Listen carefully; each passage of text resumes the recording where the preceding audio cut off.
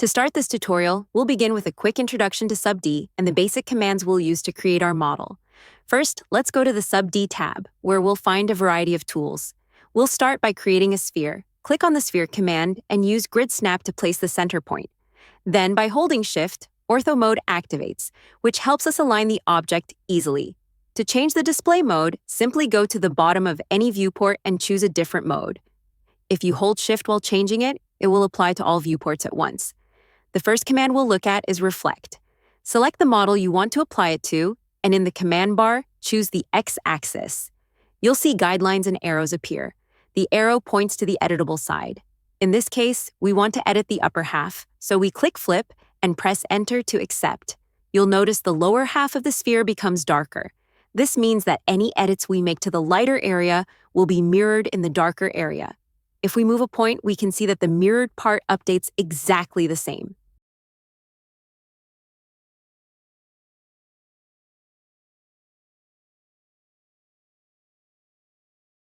To remove reflection, activate the Reflect command again, select the object, and in the command bar, choose Remove Existing Reflect Symmetry.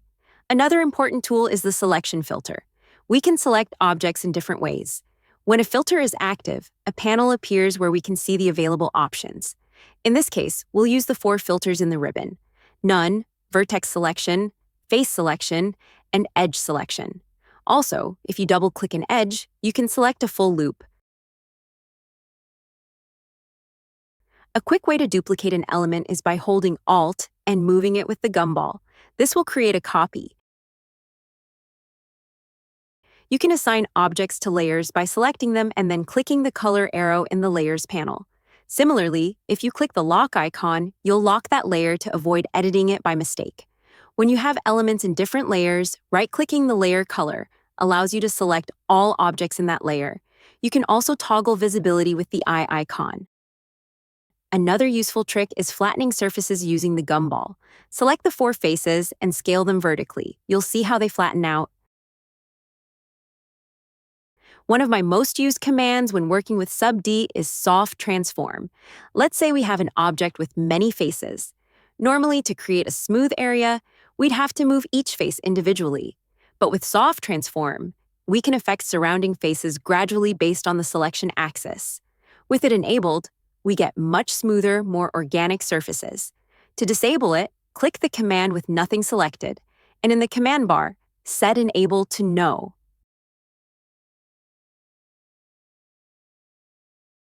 Here's another tip when scaling faces. If you scale in one direction, only that direction is affected. But if you hold Shift, the scaling becomes uniform in all directions.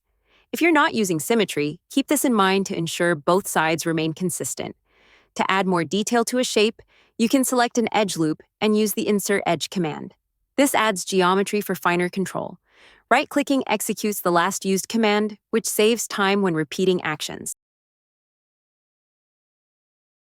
When you need to close a surface, use the Fill command. It has several options: Automatic, which fills faces automatically; Single Face, Triangle Fan, creates a triangle-based fill from a center; and Triangulate, which also fills with triangles but without a center vertex. Most of the time, automatic will be the best option. Finally, another very useful command is Bridge. This allows you to connect faces from 2 different objects.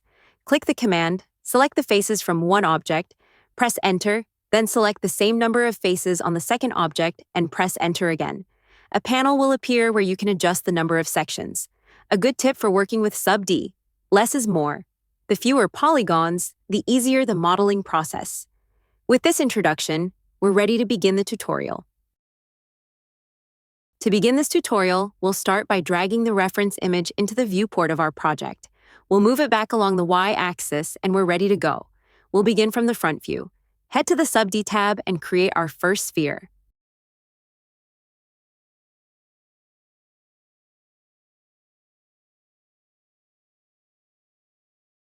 Then, we'll move the reference image to a different layer and lock it to avoid moving it while we model. Throughout the process, we'll make use of all 4 viewports as much as possible to get a clear, global view of what we're doing at every step. Using symmetry, we'll start by selecting 2 points from the top view to create a symmetry plane that cuts through the center of the sphere. We'll use Soft Transform to begin shaping the geometry, following the reference image. Since this is an organic model, we won't be using exact measurements for now, so feel free to pause or replay the video as many times as needed. I'll introduce a few new concepts along the way, but everything we covered in the introduction will be more than enough to follow along.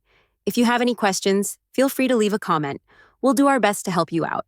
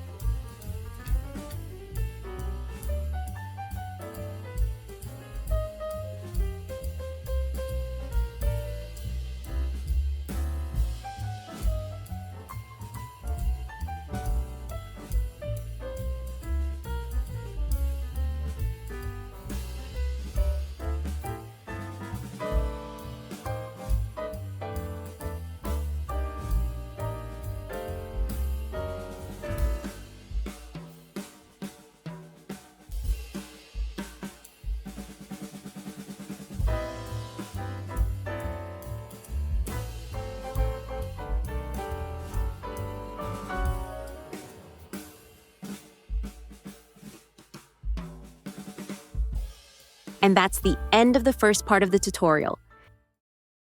If you need to watch it again, don't hesitate to do so. Next, we'll move on to modeling the dragon's body. We'll start by hiding the head and then continue from there. From the front view, go to the Curve tab, select one of the user layers, and use the Curve command to draw a curve that follows the shape of the dragon's tail. Try to keep it centered.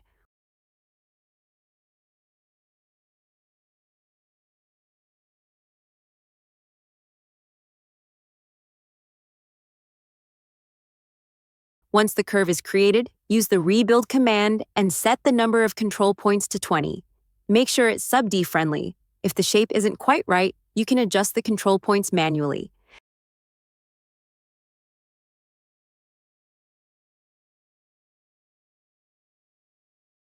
Now switch to the Solid tab and use the Pipe command. Select the curve, then click the top point and assign a thickness that covers part of the head. Do the same at the end of the curve, but use a smaller radius. Without finishing the command yet, we'll add 3 additional radius points along the curve to control the thickness and curvature. Press Enter when you're done to create the pipe. Next, go to the Accessories tab and use the 3D Texture command to apply texture to the tail. In the Object selector, choose the tail shape, and in the Texture selector, pick the snake texture. We'll pause the tutorial for a moment to go over how to add your own textures. Simply go to the Files tab and open the User folder. Inside, navigate to the 3D Texture folder. Here you'll find all the default textures. To add a new one, just drag your texture file into the 3D Texture folder. Then, the next time you open the command, your new texture will be available for use. Set the U size to 4, height to 0.2. Then, click Update to see the result. If you're happy with it, go ahead and accept the command. The solid was created on the hidden layer, so let's unhide it to see how our model turned out. Now it's time for some final adjustments. Take your time refining the dragon's head, positioning all the parts as you like to achieve the final shape. Remember, you can adjust one side and then use the mirror command to duplicate it on the other side, saving time and keeping symmetry.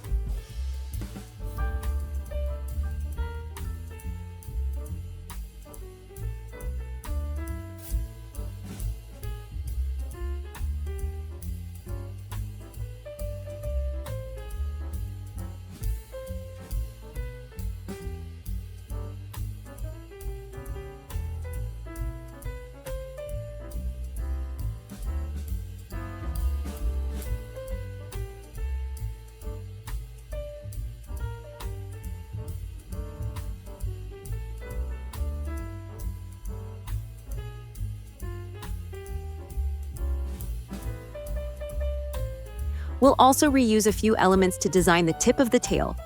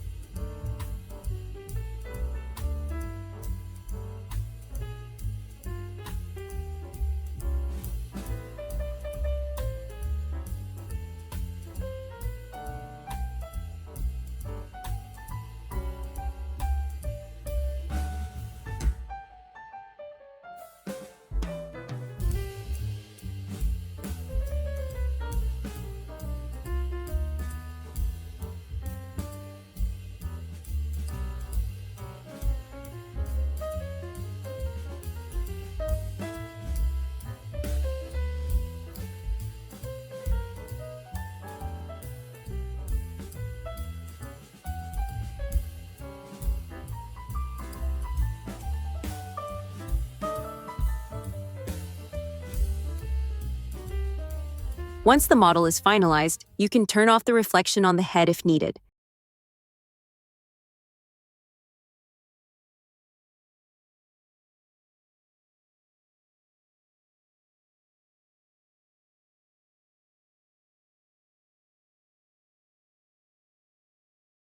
To create the diamond, we can go to the Diamonds tab and open the studio, or use the Quick Gems panel on the left.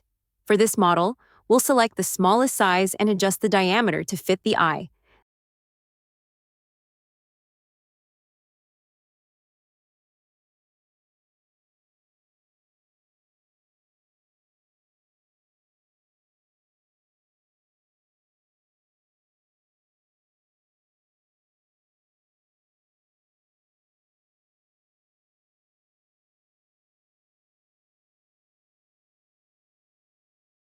Next, we'll use the mirror command to create the gemstone on the other side.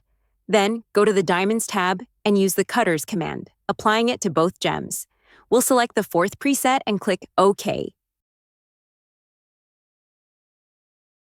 Now from the Solid tab, select the metal that covers the gemstones and use the Boolean difference command to cut it using the cutters. This will remove the metal that's blocking the gems.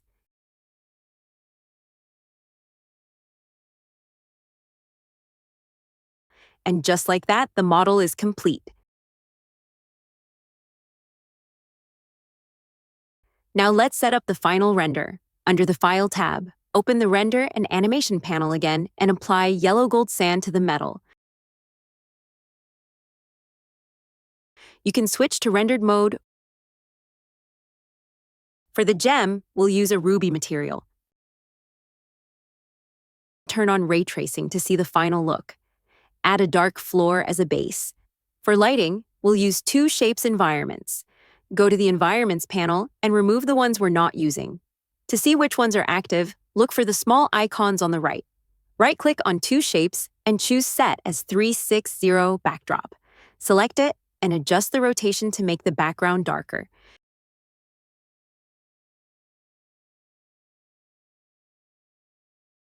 You can also edit materials from the Materials panel. If you don't see the panel, click the icon at the top to activate it. Select the tail, and you'll see its material has a small yellow sphere. Click on it to adjust reflectivity, gloss, and, under Advanced Settings, Polish.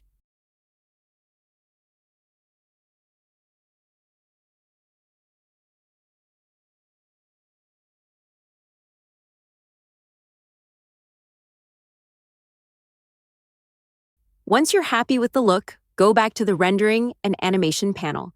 Set your render parameters, and within just a few seconds, you'll have a beautiful final render of your model. Don't forget to share your results and experiences with us. We'd love to see what you create.